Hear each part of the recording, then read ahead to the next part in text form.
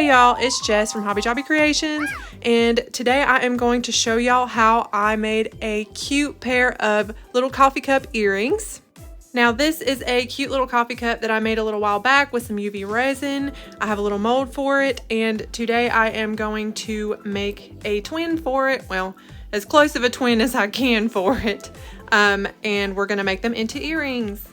Now I will go ahead and note that for future reference, you should probably make things that you want to look the same at the same time, because my two earrings definitely ended up looking different from each other, but lesson learned, either way, they still ended up looking super cute, and they are one of my favorite pairs of earrings to wear.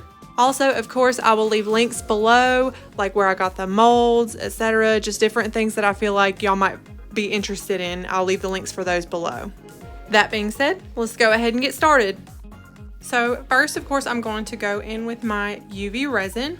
Now these are the molds that I got for the little coffee cups. They are very tiny, and so you gotta kind of work with them, especially the actual main cup portion, because it's such a thin little spot in there for you to work with. So I definitely have to keep moving it, squeezing it, kind of getting the resin to seep down in there. Eventually you'll see me use my needle tool, and it's just me trying to move out some of the little bubbles and things like that got in there. Not a whole lot of bubbles get down there because it's so small, but the ones that do, you got to kind of work them back out of there, because obviously you can't just go in with a heating element to get it out. After the actual cup portion's done, the dome lid portion is actually just a lot easier. You just kind of get it in there and get rid of the bubbles. Then I am going to put this under my lamp, and I always put it under my lamp 3 times for 99 seconds each time, just to make sure everything is cured. At one point during my second 99 seconds of curing with the lamp, I did flip the molds over, and that's just a precaution I take to make sure that the bottom and like all the way through the pieces are completely cured. I just don't want to take any chances. After I am done curing, I go ahead and pop them out of the molds. Obviously, again, the lid's really easy. The actual cup, you got to kind of really work with them and jimmy them out of there, because it's a very tight fit in that mold. So you just kind of be careful, and just I push a lot from the bottom just to get it to pop out, and then I try and get a good grip on it, and then I just kind of wiggle it out by hand.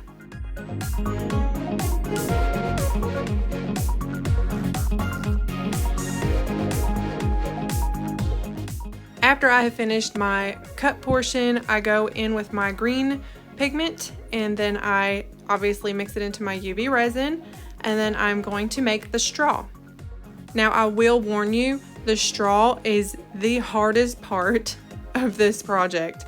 Like, it is the tiniest little piece, and the way the person who made the mold did it, they left, so that the straw would be completely rounded, they left the thinnest little flap of silicone over top of it, so that it would have all the ridges of the straw and everything all the way around.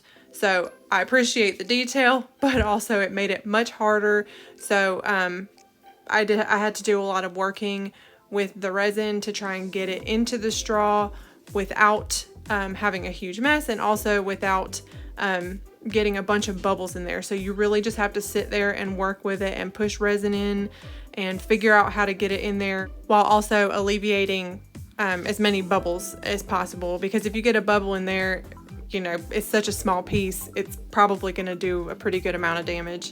So you'll just see me sit here and kind of play around with it for a little while.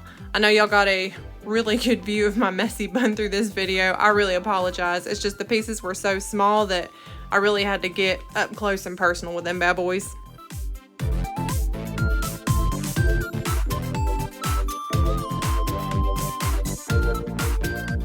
Fortunately though, that little flap is over the piece, so any excess resin that you get gooped up on there, you can just go in and wipe it off. I always use baby wipes. It's just my kind of go-to. I don't understand. Baby wipes are supposed to be like, you know, good for babies and like good on their skin, but why do they remove everything? I don't know. Anyway, so once my straw is done, I am going to show you, I did flip that one over in the second round of curing too, by the way. But what you'll notice is that my resin reacts with my pigment, and so it turns black when I cure it. Now, I thought this was just gonna be a thing. Like, I thought that it was just gonna stay black, but on the first one that I had done a little while back, the straw had actually turned back to green eventually. So I am confident and hopeful that it will do the same thing this time around that it did the last time.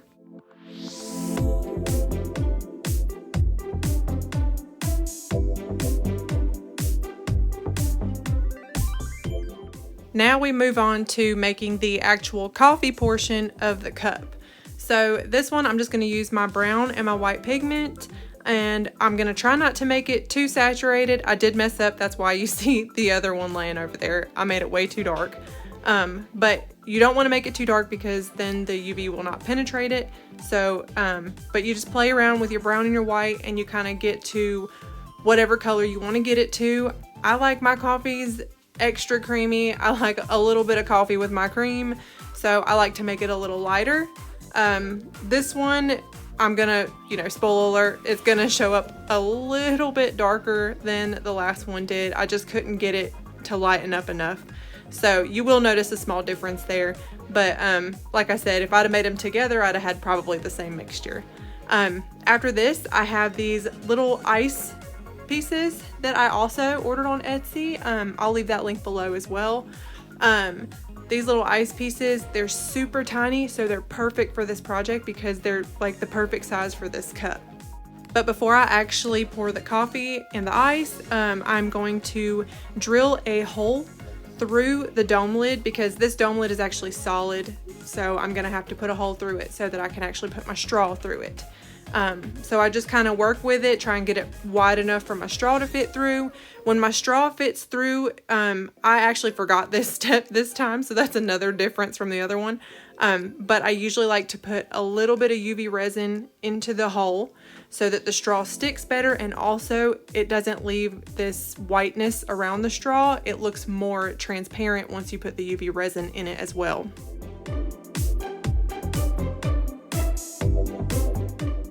Now it is one of my favorite parts. This is where we actually pour the coffee and put the little pieces of ice in. I don't know why this is my favorite part. It's just so satisfying.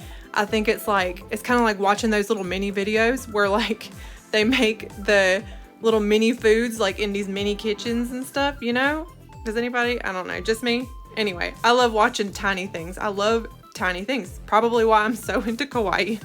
So I know you see me using the mold. I'm actually not making another dome. I'm just using it as a place to put my resin so I can more easily clean up. I just ran out of little cup things.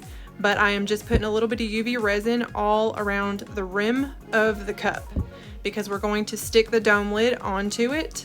And we're obviously going to put the straw down into the coffee. And we're going to put the little dome lid on there. It's kind of hard to keep together, but just bear with it. And then we are going to put him inside of the UV light. And again, I run that 3 times. I'm always just trying to stay safe. But anyway, so here we are with my 2 little coffee cups made and cured. I'm so excited about them. Now I know it's super obvious how different they look, but you know what? I'm excited about them anyway.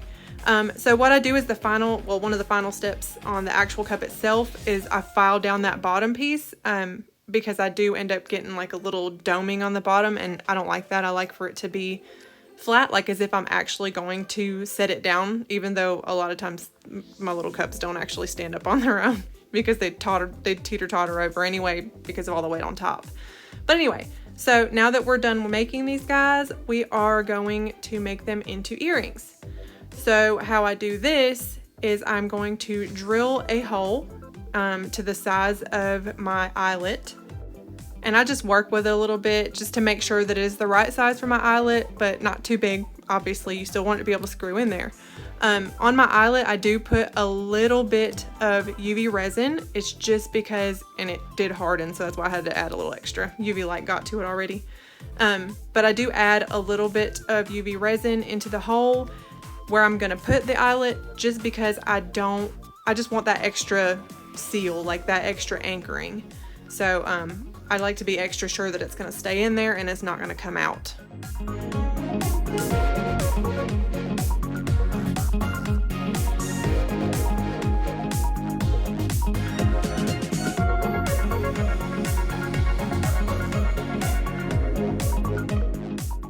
So after I have put my eyelets on both of them, that is when I'm finally going to use my jump rings and attach my actual earrings to the cups. And I do use 2 pliers to put the jump rings back together. It's just a little bit easier. I got the little ring thing with the kit, but the pliers are a little easier to get it more exact the way I want it to close. In case y'all were wondering, they do sell these jewelry hardware kits pretty cheap on Amazon, so they're pretty easy to come by. But anyway, here they are done, and I'll show you a shot of me wearing them. I put them in my second holes, of course, because my first ones are gauged. But anyway, if y'all like this video, found it helpful, leave me comments, give me some feedback, like and subscribe if you want to see more content from me. But anyway, till next time, I'll talk to y'all later.